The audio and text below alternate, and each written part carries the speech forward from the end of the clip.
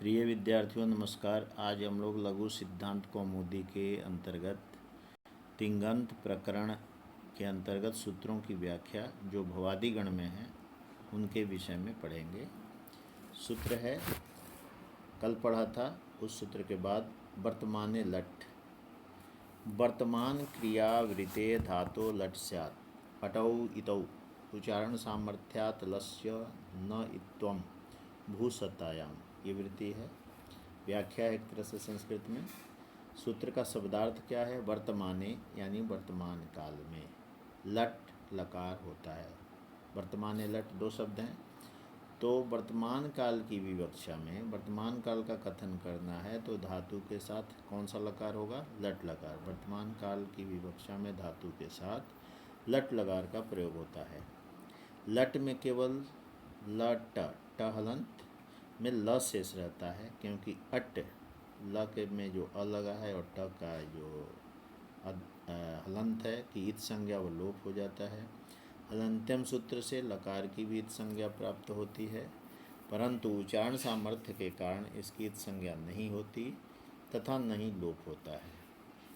लकार का भी लोप। लट में अट की इत संज्ञा हो गई तो अब ल आधा बचा, यानी हलंत बचा। उस ल की भी इत संज्ञा होती है, लेकिन उच्चारण समर्थ के कारण उसका लोप नहीं होता। ये सूत्र कहता है वर्तमान क्रियावृते धातु लट स्यात्। वर्तमान काल की क्रिया में धातु के साथ लट लकार का प्रयोग होता है। अट इतौ, अट जो है वह इत संज्ञक है।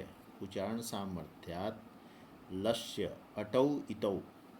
अट मने जो है अ और ट द्विवचन है, इसलिए अटौ इतौ इत संज्ञक हैं ये अट अ और ट। उच्चारण सामर्थ्य से उच्चारण के सामर्थ्यता के कारण लस्य न इत्वम, ल जो अट के बाद उसको इत्व करके लोप करते हैं, उसके बाद ल जो हलंत बचता है उसको इत्व न करें। क्यों? भूसत्तायाम, क्योंकि सामर्थ्य का निश्चय नहीं लोप होता है। भूसत्तायाम, भू धातु का अर्थ है सत्ता अर्थात होना। वर्तमाने लट सूत्र से भू धातु के आगे वर्तमान काल की विवक्षा में लट लकार का प्रयोग करने पर भू प्लस ल हलंत की स्थिति बनती है, क्योंकि लट में केवल ल ही शेष रहता है। लट में केवल ल ही शेष रहता है। तो इस तरह से ये बताने का अर्थ है कि भू के पास ल, ये स्थिति बन जाती है। वर्तमाने लट जब करेंगे तो कर्ता की विवक्षा वर्तमान काल की विवक्षा में भू प्लस ल ये स्थिति बनेगी। दूसरा अगला सूत्र है। अब ये क्यों सूत्र हैं ये आगे हम व्याख्या करते जाएंगे, इससे और बातें स्पष्ट होती जाएंगी। एक सूत्र है तीप तस झी सीप थस थ मीप वस मस ता आताम छ था साथाम ध्वम इट वहिंग महिंग। ये जो है ये प्रत्यय हैं, धातु के प्रत्यय बोलते हैं। ये 18 हैं। एते अष्टादश ला आदेशास्यु। ये 18 जो आदेश हैं ये ला आदेश कहलाते हैं, यानी लकार के स्थान पर इनका आदेश में क्या होता है कि जो वर्तमान चीज़ है उसको हटाकर उसकी जगह पर आता है।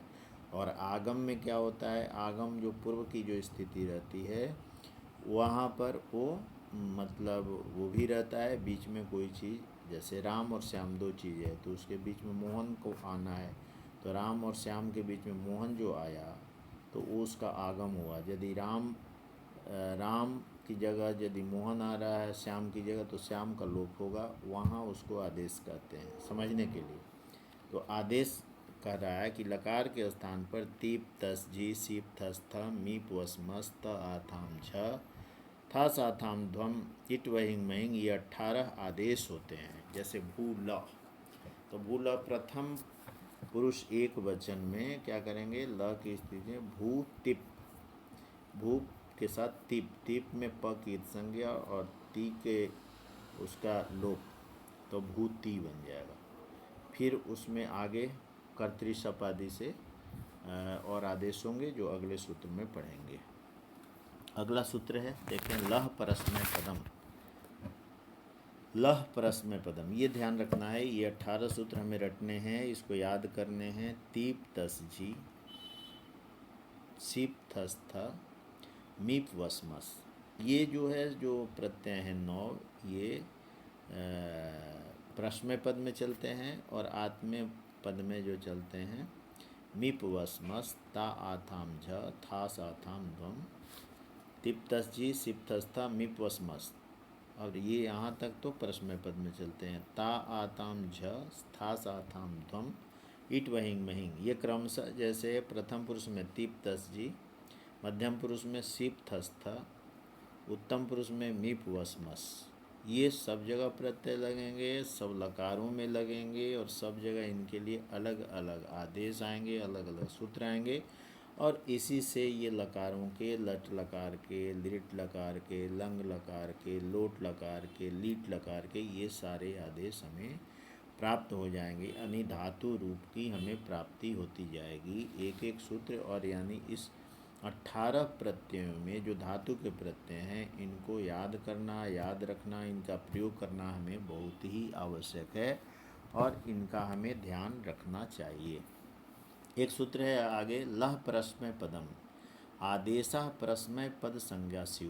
ये कहा कि आदेश एति अष्टादश आदेशा स्यु, ये 18 लकार के लिए आदेश होंगे, लकार के स्थान पर आदेश होंगे। तो ये आदेश के लिए कहते हैं, यहाँ से वृत्ति लेंगे कि आदेशा परस्मय पद संज्ञा स्यु। ये जो आदेश हैं लकार के स्थान पर आदेश जो होने वाले परस्मय पद संज्ञक होते हैं। सूत्र का भावार्थ क्या है कि पूर्व सूत्र से लकार के स्थान पर जो तिप तस आदि 18 प्रत्यय आदेश प्राप्त होते हैं उनकी इस सूत्र के द्वारा प्रश्मय पद संज्ञा हो जाती है। इस प्रकार यह संज्ञा विधायी सूत्र है। क्या है कि लह परस्मय पदम, लह के आर के स्थान पर जो ये धातु प्रत्यय के जो आदेश प्राप्त होते हैं वे कैसे हैं, प्रश्मय पद संज्ञा होते हैं, इनकी प्रश्मय पद संज्ञा होती है। तंग अनवात्मने पदम, तंग प्रत्याहार, तंग कहाँ से चलेगा तो तिप्तस जी सिप्तस्थ मिप वस्मस है ना, त आताम झ त से चलेगा। जो 9 प्रत्यय जो हैं इनमें से 18 प्रत्यय में से 9 को ये 18 अभी प्रश्मय पद संज्ञा कहलाए जा रहे हैं। इनमें से हम 9 को माइनस करेंगे तो हमारे पास संज्ञा प्राप्त कितनी होगी, 9 पूर्व वाले प्रश्मय पद के हो जाएंगे और 9 बाद वाले जो त आताम झ था साथाम ध्वम इट वहिंग महिम, ये जो 9 प्रत्यय बचेंगे ये आत्मने पद के में चले जाएंगे। तंग सानच कानच आत्मने पद हों, तंग प्रत्याहार सानच कानचौ चेत संज्ञा स्युः पूर्व संज्ञापवाद। क्या अर्थ हुआ, तंग प्रत्याहार जिसके त आताम झ था साथाम ध्वम इट वहिंग और महिंग आ रहे हैं।